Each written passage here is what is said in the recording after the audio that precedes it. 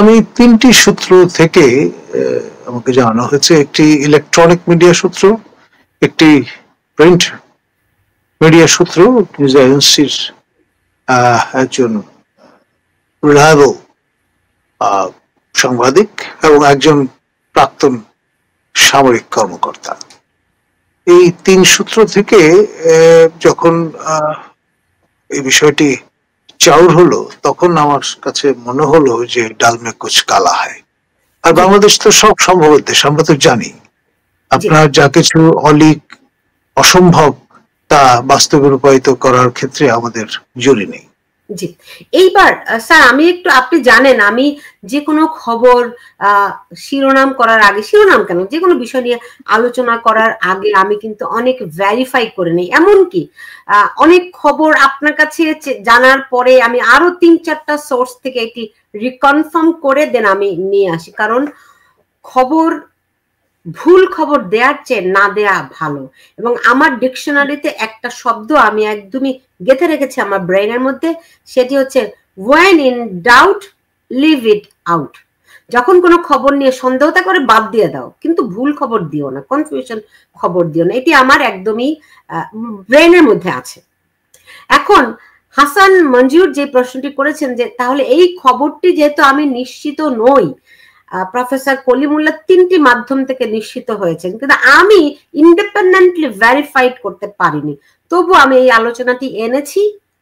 কারণ স্মোকিং গানটি কি? যখন কোনো বন্দুকের নল থেকে আপনি ধোঁয়া উঠতে দেখবেন, তখন বুঝতে হবে যে এই বন্দুক থেকে গুলি ছোড়া হয়েছে। কে ছুড়েছে সেটি আপনি তদন্ত করতে পারবেন, কিন্তু বন্দুকটা দিয়ে গুলি ছোড়া হয়েছে। আমাদের ইতিহাসটি তো খুব সুখকর নয়, সে কারণে আসলে এই খবরটি শোনার সঙ্গে সঙ্গে আমাদের আতঙ্ক তৈরি হয়। কারণ হচ্ছে আমাদের ইতিহাসে জেল হত্যাকাণ্ড আছে। এই যে প্রফেসর নাজমুল হাসান কলিমুল্লাহ যে বললেন সোহেল তাজের কথা, তার বাবা তাজউদ্দিন আহমেদকে এই জেলখানায় হত্যা করা হয়েছিল। আওয়ামী লীগের 4 নেতা যারা ছিলেন আমাদের মুক্তিযুদ্ধের, বলা হতো 4 খলিফা, যারা ছিলেন মুক্তিযুদ্ধের 4 কাণ্ডারি, তাদেরকে এই জেলখানায় হত্যা করা হয়েছিল বিনা দোষে। ফলে তারা যদি কোনো অপরাধ করতো, কিংবা এখন আওয়ামী লীগের যারা জেলখানায় বন্দী আছে তারা যদি অপরাধ করে থাকে, নিশ্চয়ই তাদের বিচার হওয়া দরকার, নিশ্চয়ই বিচার যে কোনো মানুষ দাবি করবে। কিন্তু জেলখানায় বসে তো কাউকে হত্যা করা, এর চেয়ে জঘন্যতম নিকৃষ্ট অপরাধ কিন্তু দ্বিতীয়টি হয় না। রাস্তাঘাটে মানুষ হত্যা হয়, মানুষ পালিয়ে যাওয়ার সুযোগ পায়, কিন্তু জেলখানায় আপনি মানুষকে বন্দি করে জিম্মি করে তাকে হত্যা করছেন, এটাকে বলা হয় পৃথিবীর জন্য সবচেয়ে বর্বরচিত হত্যাকাণ্ড। আমাদের ইতিহাসে সেই বর্বরচিত হত্যাকাণ্ডটি সংঘটিত হয়েছে, যে কারণে আমি আশা করি হাসান মঞ্জুর আপনি নিশ্চয় আপনার প্রশ্নের উত্তরটি পেয়েছেন। খুব একদম শতভাগ নিশ্চিত না হয়েও কেন আমি এটি শিরোনাম করেছি এই কারণে, যদি ঘটনা সত্য হয়ে থাকে তাহলে আপনারা সচেতন থাকবেন, আপনারা নজর রাখবেন, যাতে করে বাংলাদেশের বর্তমান প্রেক্ষাপটে ওই অতীতের পুনরাবৃত্তি যেন কোনোদিনও ঘটতে না পারে। এই জন্য আমি নিয়ে এসেছি। যদি আমার এই আয়োজনটি ভুলও প্রমাণিত হয়, তবু অ্যাটলিস্ট আপনারা সতর্ক থেকে প্রমাণ করলেন যে কারো যেন জীবন বেখাতে না যায়। প্রফেসর নাজমুল হাসান কলিমুল্লাহ, এইবার আপনি আমাকে বলুন, এই খবর এটি কি সম্ভব? বাংলাদেশের যে বর্তমান বাস্তবতা, গণমাধ্যম যে অবস্থায় আছে, কোনো খবর তো চাপা দেয়া যায় না, তাই না? সেই বাস্তবতায় দাঁড়িয়ে এই ঘটনা কি করা সম্ভব? যে জেল হত্যাকাণ্ড কি আবারও সংগঠিত করা সম্ভব? ডক্টর ইউনূস কি সেই দায় নেবেন? দেখুন, ইতিমধ্যে আমরা দেখেছি যে নরসিংদীর জেলখানা ভেঙে আপনার জঙ্গিরা বেরিয়ে গেছেন, অস্ত্রশস্ত্র লুট হয়েছে, সেগুলির রিকভারি হয়েছে পরিপূর্ণভাবে এমনটি আমরা নিশ্চিত নই। আর জঙ্গিরা যারা বেরিয়ে গেছেন তাদের আবার শ্রীঘরে ফেরানো হয়েছে এমনটিও কিন্তু আমরা নিশ্চিত হতে পারিনি। তো ফলে বাংলাদেশ যে সব সম্ভবের দেশ সেটি আবারও প্রমাণিত হলো। কেউ কেউ বলবার চেষ্টা করবেন যে গোপালগঞ্জে যেহেতু জেলখানা ভেঙে কয়েদিদের মুক্ত করবার একটা চেষ্টা হয়েছিল, সেই দৃষ্টিকোণ থেকে একটা সুরক্ষিত নতুন তৈরি করা ভবনে, যেখানে ফ্যাসিলিটিস ভালো, সেরকম একটি জায়গায় যেহেতু তারা সবাই ভিআইপি, তাদের এনে রাখাটা তাদেরই প্রয়োজনে, তাদেরই স্বার্থে করা হয়েছে। এটা তো গেল পায়াস একটা উইশ বা তত্ত্ব।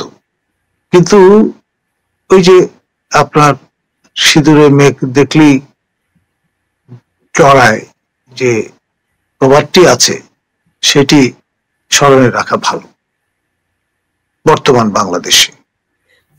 এখন তাদেরকে কি আজকেই নেওয়া হচ্ছে নাকি 2 দিনের মধ্যে নেওয়া হবে? না না, এই স্থানান্তর প্রক্রিয়া শুরু হয়েছে আগেই। এখন মোটামুটি 108 জনের মতো সমবেত হয়েছেন এমনটি জানা গেছে। তার ইতিমধ্যে মোতায়েন হচ্ছেন সবাই কেরানীগঞ্জ যেতে। জি। তাদেরকে কি ঢাকা কেন্দ্রীয় কারাগার থেকে নেওয়া হয়েছে নাকি গোপালগঞ্জ থেকে আনা হয়েছে? সারা দেশ থেকে, বিভিন্ন অঞ্চল থেকে, আপনার বিভিন্ন জেলা থেকে, জেলা কারাগারগুলো আছে সেখান থেকে। তবে আমার জানা মতে আপনার অনেক নারী সাবেক সংসদ সদস্য হয়তো এখনো এসে মোতায়েন হননি বা যুক্ত হননি। টোটাল 108 জনকে আনা হয়েছে। কত বন্দী আছে? আমি তো শুনেছি আওয়ামী লীগের প্রায় 3 লাখ নেতাকর্মী বন্দী আছে কারাগারে। না না, সেটা না, এটা হলো সংসদ সদস্য, সাবেক মন্ত্রী।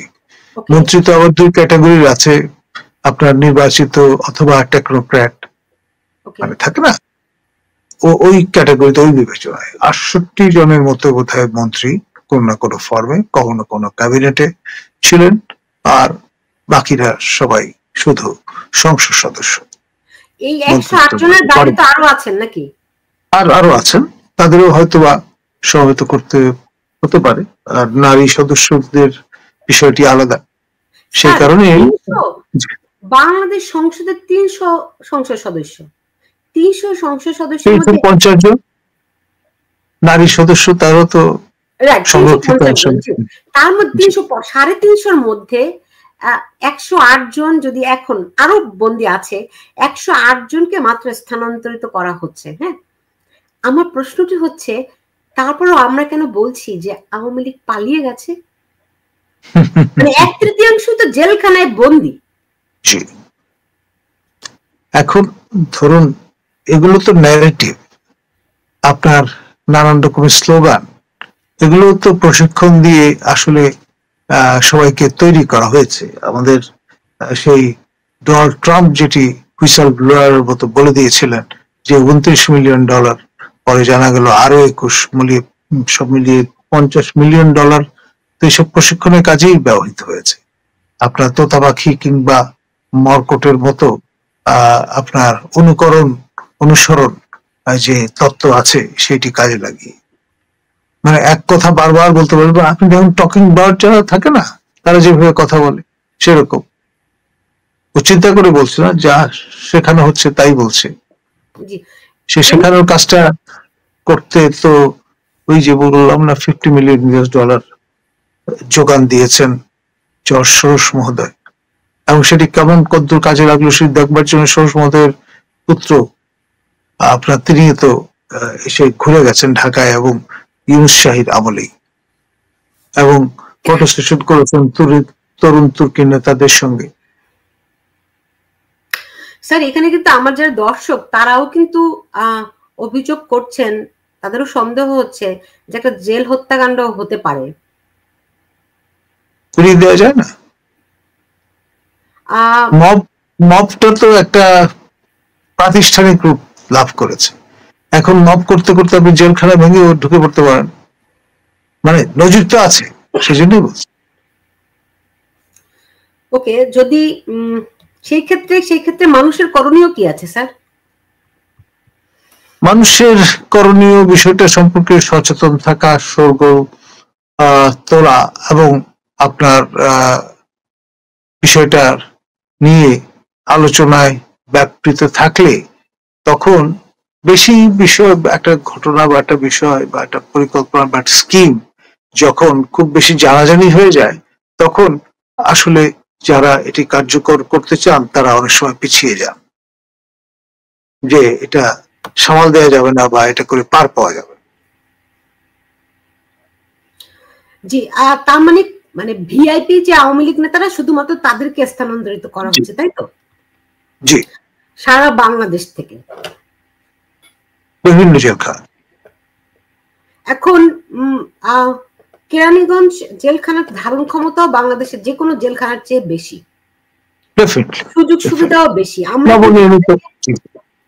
তাদেরকে আটক করার পর থেকেই আমরা কিন্তু এরকম একটা বিভিন্ন সময়ে বিভিন্ন জায়গা থেকে অনেকেরই সন্দেহ এটি শুনছিলাম যে আওয়ামী লীগকে নিশ্চিহ্ন করার জন্য যেভাবে করে এখন তাদেরকে ঘর ছাড়া বাড়ি ছাড়া করা হয়েছে, এদেরকে জেলখানায় আপনি জানেন অনেকেই কিন্তু হার্ট অ্যাটাক করে, কথিত হার্ট অ্যাটাকে মারা গেছে জেলখানার মধ্যে, সবাই আওয়ামী লীগের নেতা কর্মী। এই লেভেলের অনেককে হত্যা করা হয়েছে, পিটিয়ে হত্যা করা হয়েছে, কুপিয়ে হত্যা করা হয়েছে, নানান নৃশংসতা ঘটেছে। এখন যাদেরকে আটক করা হয়েছে তাদের সবার বিরুদ্ধে একেবারে ঢালাও ভাবে হত্যা মামলা রয়েছে। এবং আপনি জানেন সরকারের তরফ থেকে কেউ একজন বলেছিলেন যে এই হত্যা মামলাটি তাদেরকে দেওয়া হয়েছে কারণ হত্যা মামলায় জামিন নাই। এটাও তো একটা বিনা বিচার। এখন আমার প্রশ্নটি হলো যে সরকারের তরফ থেকে কেউ কি এর কোনো ব্যাখ্যা কিংবা জেল কর্তৃপক্ষ কি কোনো ব্যাখ্যা দিয়েছে কেন তাদেরকে স্থানান্তরিত করা হচ্ছে? আপনার ওই যে অসমর্থিত সূত্রে যেটি জানা গেছে যে গোপালগঞ্জে জেলখানা ভেঙে কয়েদিদের বের করবার একটা প্রচেষ্টা পরিলক্ষিত হয়, সেই কারণে তাদের নিরাপত্তার জন্য সুরক্ষিত আপনার জেলে তাদের রাখাটা জরুরি এবং হাতের কাছে। কিন্তু গোপালগঞ্জ কারাগারে কি কোনো ভিআইপি বন্দী আছে আপনার জানা আছে? এত সংখ্যক থাকবার কথা না, হাতে গোনা কেউ থাকতে পারে। এবং গোপালগঞ্জ থেকে তো কাউকে বের করতে পারেনি, তারা তো